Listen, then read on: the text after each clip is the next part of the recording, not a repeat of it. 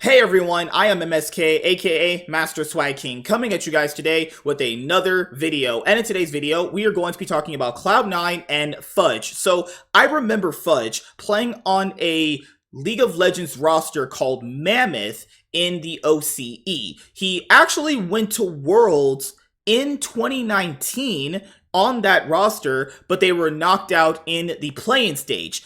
I'm pretty sure you guys will remember this play.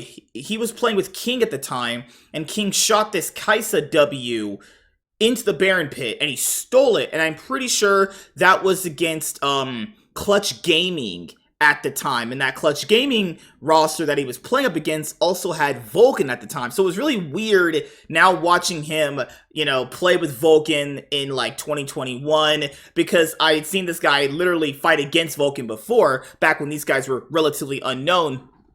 And after that, Riot basically just destroyed the OCE scene for League of Legends. I mean, it still exists, but not to the same capacity. I mean, basically, since they were doing so bad at Worlds, Riot just took away their spot at the World Championship. And around that time period, if you had an OCE player on your roster, that would count as an import slot. So, since they destroyed the OCE scene, they made this rule where if you wanted to have an Australian player, that would not count as an import slot. So, Fudge, who had migrated to Cloud9's academy team in 2020, would be eligible to play for the roster, and it wouldn't actually count as an import slot. At the time, Cloud9's top laner was Licorice. He had been with Cloud9 literally since 2018, LCS Spring, actually. So they replaced Licorice with Fudge, and Fudge has been Cloud9's starting top laner since the LCS 2021 lock-in tournament. And what's crazy is that during that lock-in tournament, he looked really bad. He looked pretty bad. And I think it's basically just all come full circle now, where people think the same things about Fudge that they thought at that moment in time during that lock-in tournament where he first made his debut. His first official split was the LCS 2021 spring split, where he played with Perks and Zen, Vulcan, and Blabber. And later on throughout the year, I think 2021 was his best year. I mean, even when Cloud9 made it to MSI 2021, they didn't obviously get out of the group stage, but he looked like he was showing some promise at Worlds 2021. He showed a lot of promise there as well.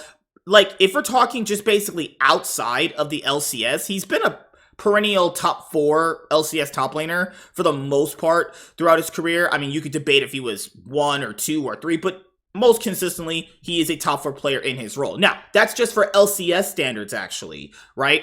So when it comes to international play, Fudge has looked pretty bad outside of 2021. I mean, 2022, they obviously they actually didn't even qualify for MSI during the LCS 2022 spring split, because that was a split they role swapped him to mid, and he was a terrible mid laner. That whole LS experiment just basically blew up in their faces. He returned to top lane in the following split, the LCS 2022 summer split, where he kind of got back into form, but you saw at the World Championship for Worlds 2022 last year, was completely just giga-gapped in every single lane, not even in winning positions for the most part, right? Then, during this year, outside of just LCS standards for what we consider good here, which is pretty jank for the most part, because we have jank players in almost every single team, he looked alright, actually. But this year, even just by what you would consider a good LCS top laner, he had some really awful games throughout this year as well. Cloud9 went to MSI 2023. They got destroyed there, obviously by the likes of BLG and Gen G. Fudge was nowhere to be seen, just like my dad in my life. And then you come to the LCS 2023 summer split. Still the same level of issues for Fudge, but he's still managing to keep it together. Obviously, they end up losing the LCS 2023 Summer Split Finals to NRG, and he was a big reason why they also lost. And then at Worlds 2023, he also got giga-gapped in almost every single game, except for the one he was playing up against Chasey, the top laner for Mad Lions at the tournament. So, overall, it's been pretty bad from this guy for the most part. If he's had one good year, pretty solid 2022 if you want to kind of call it that. If you're looking at just the isolated top, the split where he was just playing top, going back to that role. And 2023's looked pretty bad. So it's really hard to judge him for Cloud9's performance of what they would consider even a good top laner, because I feel like he's drastically regressed. I mean, he can play many different champions. I don't know why they don't dig into that champion pool he has. He has pulled out picks like Camille and things like Kennen and things like Aatrox when the meta doesn't really favor them to give Cloud9 an edge in draft. Now, people got to understand one thing.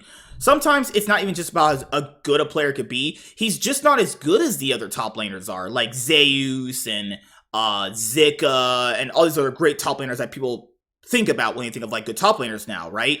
He's honestly not that good, right? So it also depends on what is Cloud9's intention for the top lane role. Do they just want a good domestic top laner? Because he's not beating those guys, okay? That's I'm just being honest. He's not beating them. He's not as good as them. We've seen it before. There's no ifs, ands, ors, or buts. He's just not as good as them. That's it, right? So I don't know why they continue to keep him despite the bad performance at the World Championship. I mean, we even saw that interview with Degon to the point where he didn't even know how badly he performed. And it was like, bro, like he understood that, but it was like he was just so flabbergasted he performed so bad. It's like, do you really want to go through that for another year? I think if he does not play well for Cloud9 during this next split coming up, I think they'll just get rid of him. There's no way he stays on the roster come like the 2024 offseason, because this is just ridiculous to keep having players like this where you've seen their ceiling. There's nothing much there. You know, like excuses that people give this guy are just ridiculous for the most part. He's just not that good for the most part. But if you're talking about just a good LCS top laner that has had synergy with Blabber, where they've won a lot of splits, then that's a different conversation entirely. So Fudge is set to remain with Cloud9 as starting top laner for next year. Wonder was also considered for the position. I would have personally just taken Wonder if you just want to shake up on the team, but Wonder also brings on his share of issues as well. And I've covered in the other video before this one that you'll see Cloud9's roster is fully done at this point. So, and we also saw that Cloud9 was interested in Wonder, so you knew they kind of wanted another top laner. So it wasn't like they were just keeping this guy, right, initially. Interestingly, Cloud9 also showed interest in Fnatic's Danish top laner, Wonder. Cloud9 ultimately decided to retain Fudge and keep him as their starting top laner for next year. Final Cloud9 roster for the 2024 LCS season is Fudge, Blabber, Jojo Pion, Berserker, and Vulcan, and 3 of these players have had success before. Looking back on this year Cloud9 had a lot of regional success. In spring, the team would go on to win both the regular season and the playoffs, sweeping through the competition with ease. However, this team's success would dwindle slightly during the summer split, during which the team struggled to uphold their early performances, ultimately finishing in second place during the summer split and falling to NRG in the LCS 2023 Summer Split Championship. At Worlds 2023, despite starting off well by beating Mad Lions in a best-of-1 match, I mean, beating Mad Lions is just gonna happen. Mad Lions is just dog shit, right? So beating them is like, okay, you beat Mad Lions, what else you got, right? Cloud9 struggled to prove themselves in the Swiss stage, first losing to T1, a really embarrassing T1 game. It was a terrible T1 game, and LNG. The team would fail to make a single game against take a single game against Eastern teams. Yeah, they didn't even beat a single Asian team at all. Later, Cloud9 would fall to Fnatic in a best-of-3 series, leading to a disappointingly early exit from the tournament and putting an end to their 2023 season. Despite the mediocre international results, Cloud9 is now building upon their good results and trying to continue their streak of regional dominance.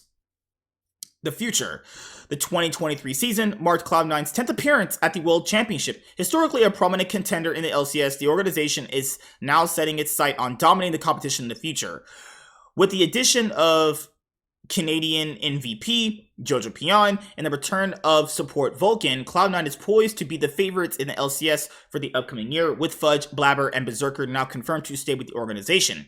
With this formidable roster, Cloud9 appears to be the frontrunners to clinch the LCS championship once again. The organization has a consistent track record of contending for the LCS title, and the upcoming year promises to be no different. Cloud9 has its sights set on excelling both regionally and eternally with this roster. So, I don't know if it's going to happen with players like Fudge and Blabber. I mean, we've even seen like Blabber internationally for a lot of years now, and it's just not it, man. It's just not it. So we'll see how it goes. Is this a good roster just for like LCS standards? Yeah, this is pretty solid. I think this could also contend for like first place, second place, third place, obviously. And, you know, they let 2 teams qualify for MSI now, so even if they get second, they're going to MSI anyway. So, yeah, what do you guys think about Cloud9's roster for the LCS 2024 year coming up very, very soon? So, yeah, I also have plenty of other videos I'm going to be doing for you guys as well. There's other roster moves that I'm going to end up including in videos like these. So I'll have like the main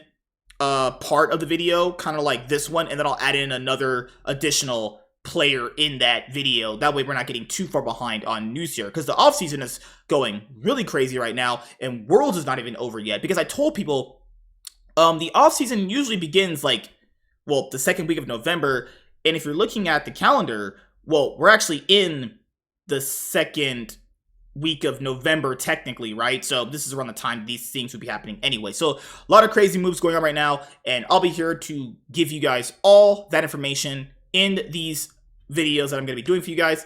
Thank you guys for your support. See you guys later. Like, comment, and subscribe. Most of all, enjoy. I am MSK, and I'm signing out, guys. See you guys later. Peace.